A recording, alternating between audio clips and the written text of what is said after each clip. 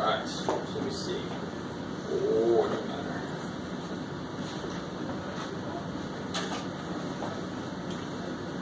Somebody, yeah. Oh, someday. Oh, here it comes.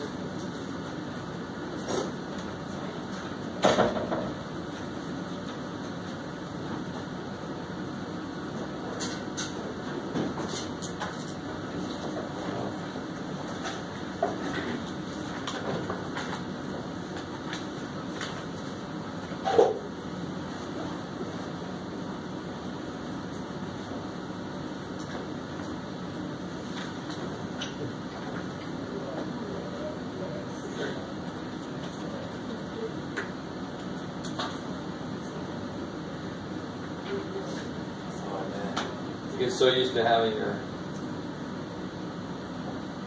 password saved in your computer. So, oh my God, what was that? Okay, so here's the no. Download at your silly thing. Download.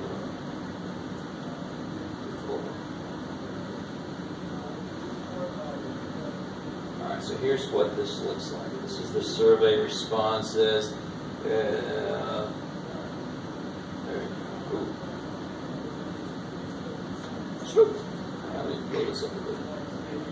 So here's what it looks like when I download it to Excel.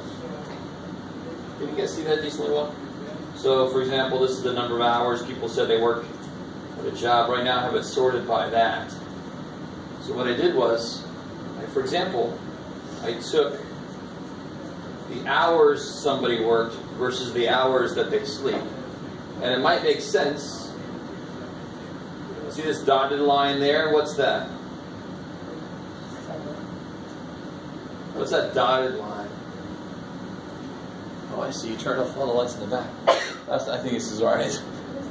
What's that dotted line compared to what we did yesterday? R, correlation? Nope, that's not the line. The R tells you how close the points are to the line. That is the line of best fit. The line of best fit, the one that you guys drew in yesterday with the straight edge. All right, that's the line that graphically averages where all the data points are. So we call it the line of best fit.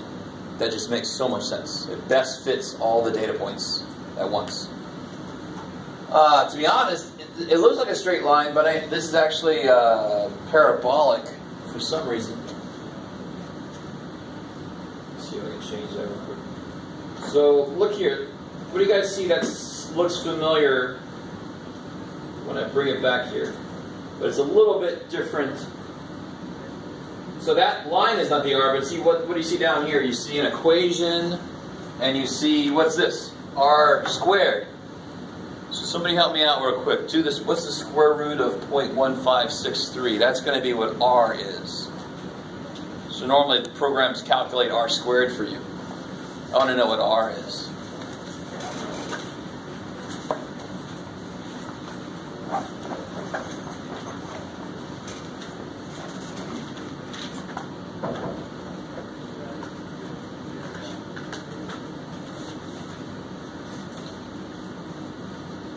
So if I do the square root of 0.1563, I get 0.395 stuff. Is that yes? So that's R, and it's not very strong, is it? How do I know it's not very strong? What would it be if it was strong? Yeah, it would be close to 1. 1 would be like monster strong. Closer to 1 means stronger. This is closer to 0, but it's... And we know, now this is R squared. R, what's the one thing that's not quite right about R, considering that this is going down? R really is negative, because it's a down slope. Alright, good. So this is related to what we did yesterday. You guys did this by hand yesterday. This is Excel doing all this stuff for me. Now watch. That looks pretty straight, doesn't it? That dotted line. If I change that to be a line, I can change it. See, right now it's polynomial degree 2, meaning it's an x squared kind of thing. If I change it to linear, look what happens to r squared. Keep an eye on r squared right down there. If I change it to linear, r squared didn't change that much. 0.1547. That makes sense. It was already pretty basically a straight line. But look at the data though. So what I'm trying to do now is transition us from chapter 3, which is all about straight lines, to chapter 4, which is about higher degree things. What does this data look linear? If you had to kind of like, if you could draw any curve you wanted to on top of this data, and it would follow the data, doesn't it look like it starts going up? And then it goes down, and then it goes back up? Yes, that's exactly what I would say. So if I allow it to use curvy plots instead of just straight lines, if I let it use x squares, x cubes, x squares we all know looks like that or like that, is that cool? Parabolas. X cubes look like this. X to the fourth look like this maybe, or the other way around. The higher the power, the more curves it could have. So the higher the power, the easier it is for it to follow the data. Alright. And the more it follows the data, the tighter it is to the data, what's going to happen to the R value? If it gets tighter and better following the data, what would happen to the R value? Because what does R measure? What does R measure? How close it is to the curve that I use. So if I make a curve that follows the data better, R should get closer to 1. So, and this is nothing you would have to do yourself. Obviously, I'm not going to go make you buy Excel. You can actually get Excel for your phone, which is neat. There's an app, Excel app. But watch this. You don't have to suddenly know how to do Excel. That's what I'm trying to tell you. But now watch. Right here is where I can control the power. So if I give it a cube, look what it did. It did exactly what we thought it would do, didn't it? It went up and then down and then back up. And if I give it a fourth power, it gets even better. Now watch, what's the R doing? It's right now R squared is 0.1563. Now watch what happens when I give it a cube. 0.5177. Shit, that's pretty strong. And that's the square of it. So if I square root that bad boy, it's going to be more like 0.7 for R.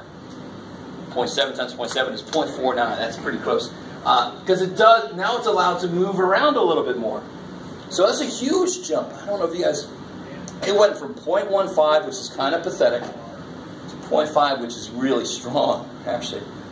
Right? And if I give it even more ability to curve around, it should get a little bit better. 0.5247, 0.571, look at that. Now it's able to really follow the curves. Now it's gone insane. Now it's at 0.5973. How high can it go? That's it, Jeff. Too bad. So you only have to worry about working with linear correlation, right? So when you do chapter 3, it's only going to be linear. The reason I do this is twofold. One, a lot of data is not linear, but it does have a pattern to it. Right? Like I had up here, power usage over the course of a year. There's a pattern to it, but it's not linear, so I have to have some kind of mathematical modeling that allows me to use something more than lines. And there is. There's stuff more than linear correlation. There's even power correlation, and there's logarithmic correlation, and there's exponential correlation. Oh my God. Just in case, if I was talking about population growth, I would want to use exponential correlation. They grow exponentially, for example. Are you guys semi with me? Most of what I'm talking about this morning, you're not going to be accountable for, so you're all sitting there saying, why are you telling us this shit? Well, because it's interesting. Secondly, the second reason I'm doing this is because of the next chapter we're going to get into. We're going to get into the polynomial chapter.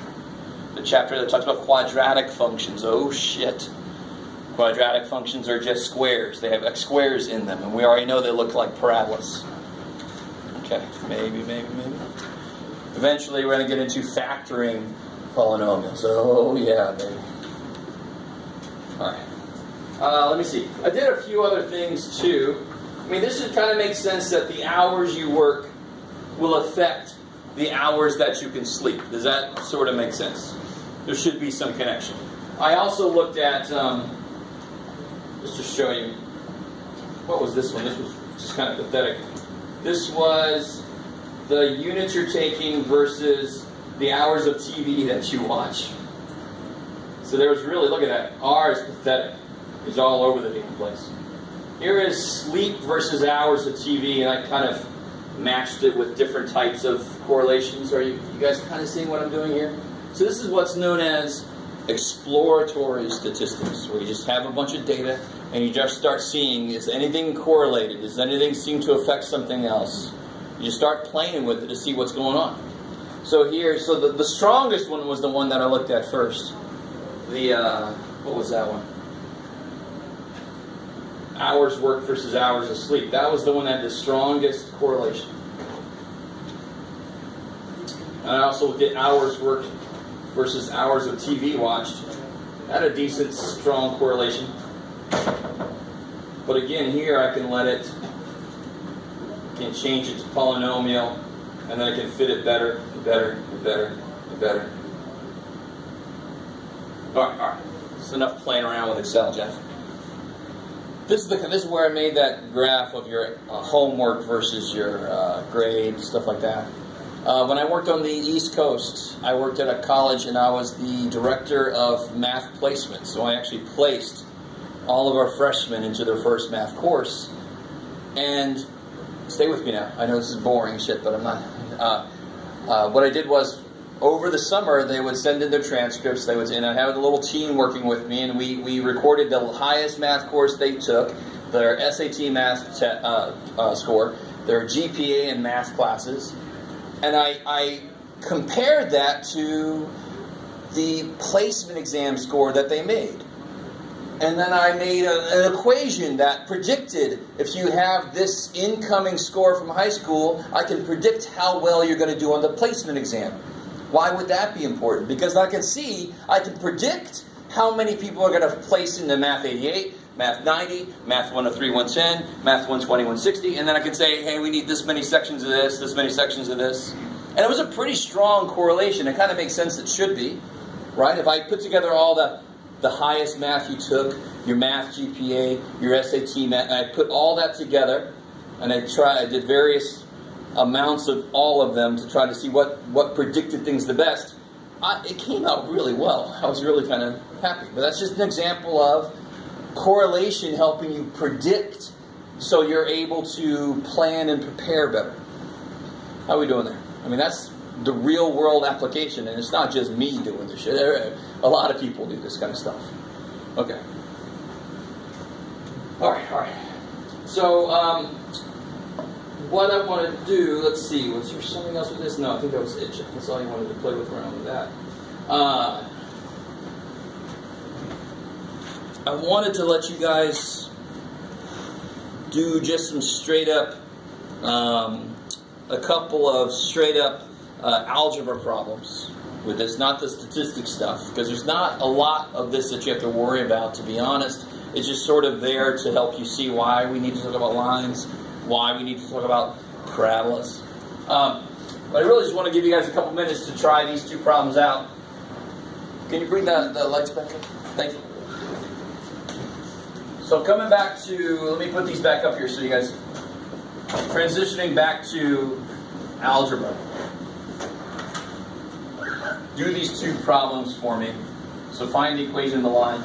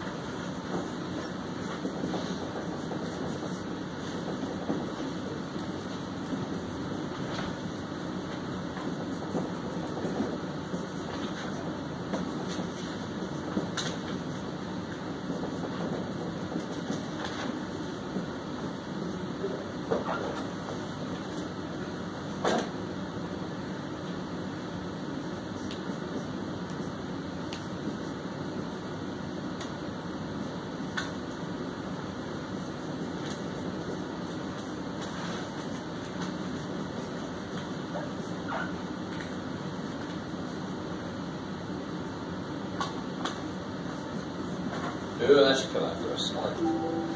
Oh, I got email. Yay, I got it.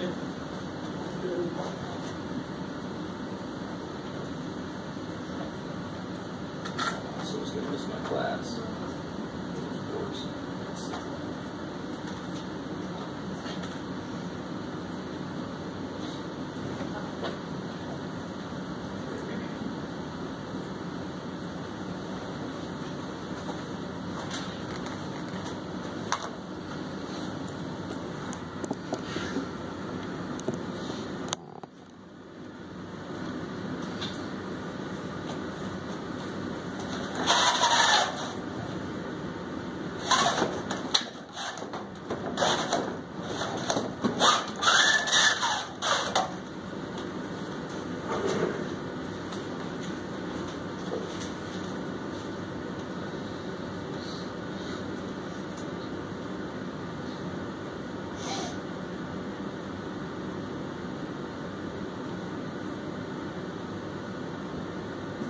These two are just a little more advanced than the ones we've done before.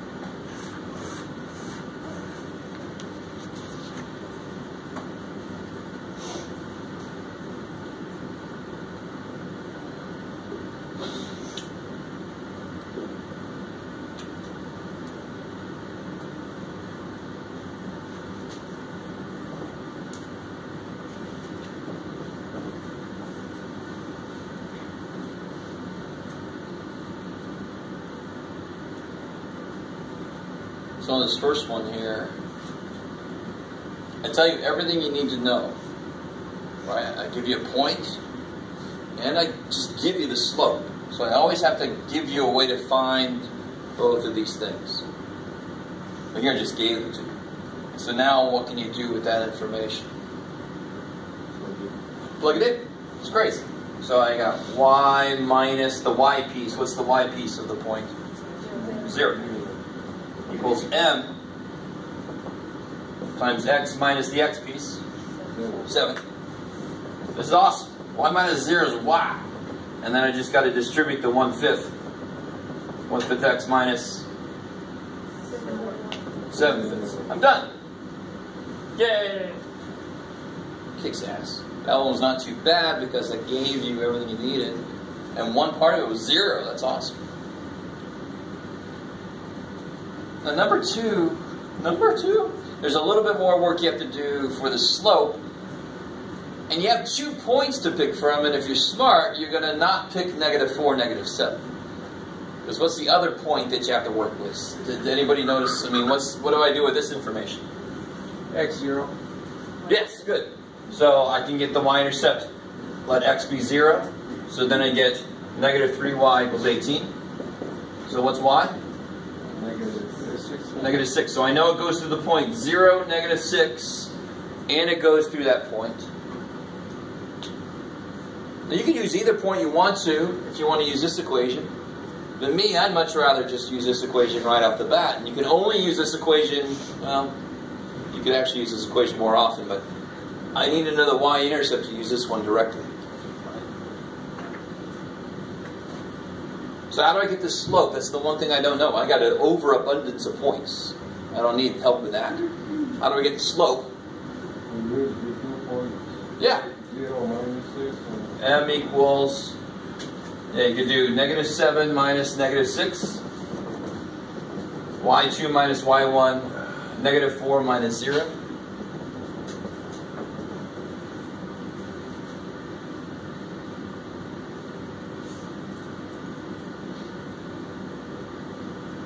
So on the top I get, -13. careful, Oh, -1 -1. over -4, so I get 1/4. And the point that I would pick would be the point 0, -6, because then I know what B is. What's B? What's B?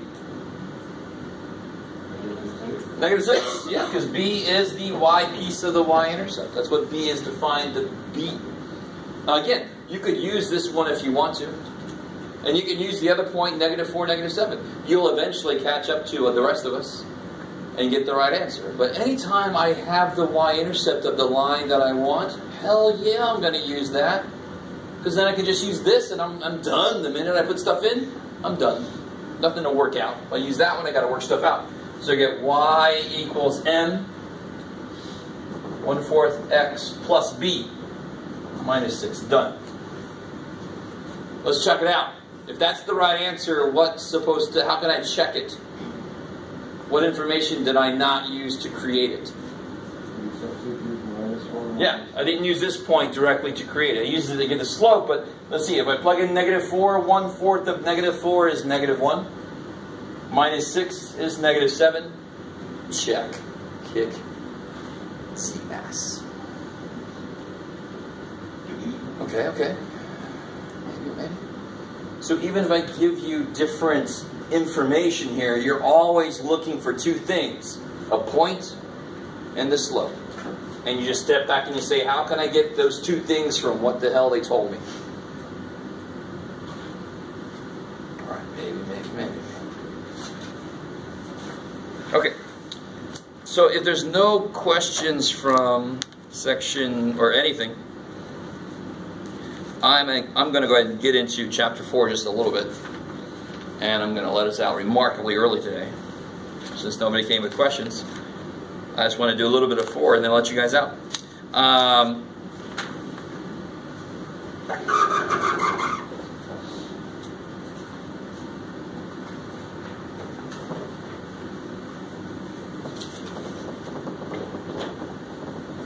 So let me see what you guys already know about what we're getting into. When I say polynomial,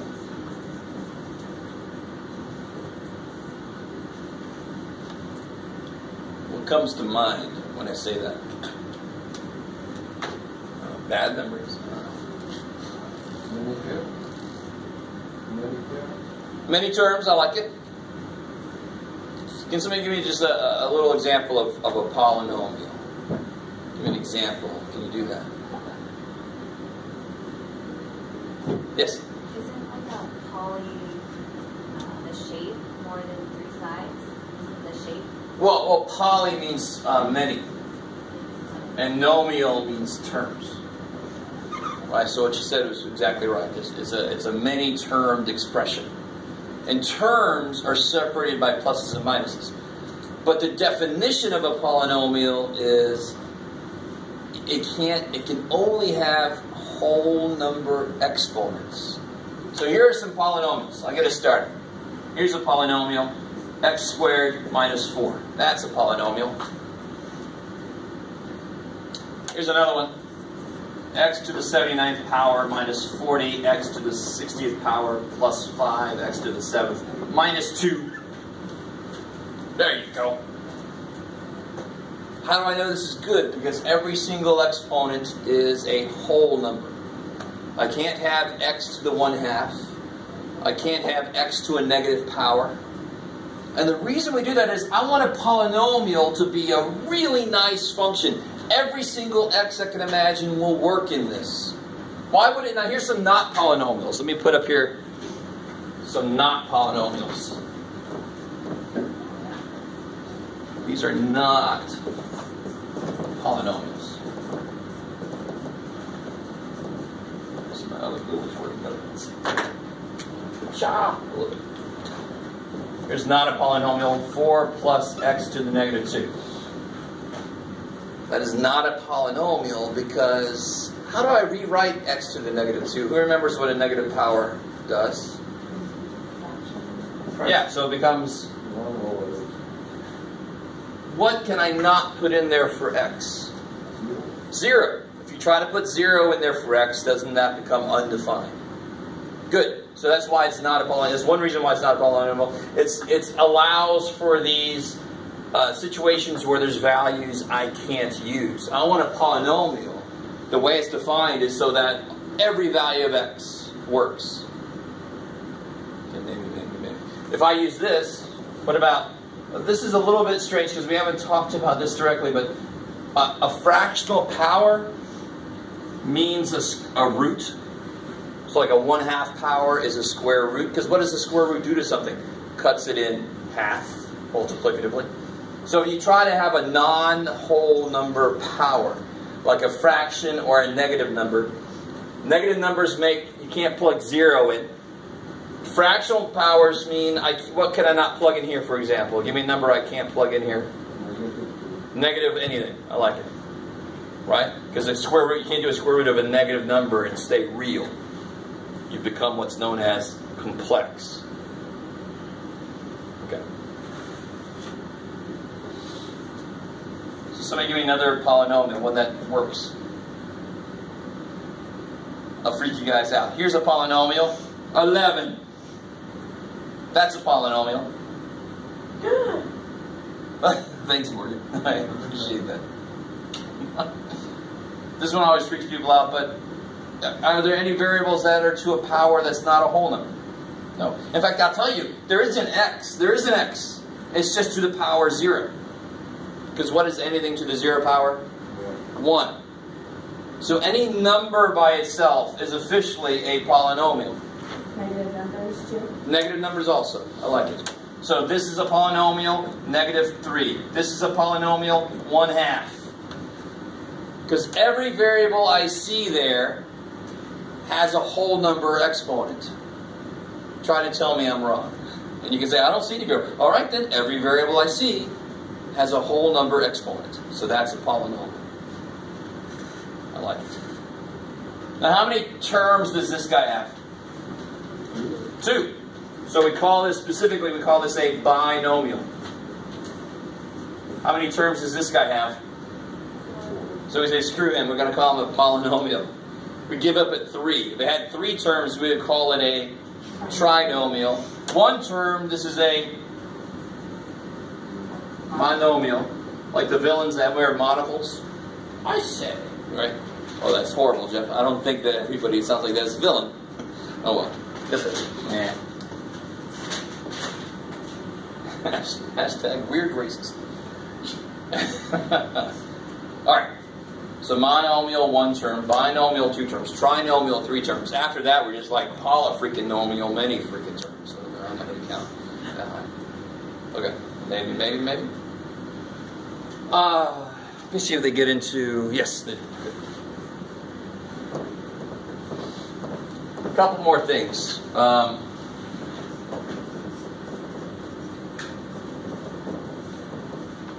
The degree of a term.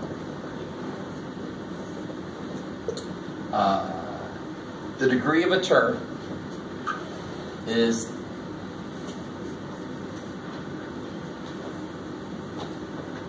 you get it by adding up all of the powers on all of the variables.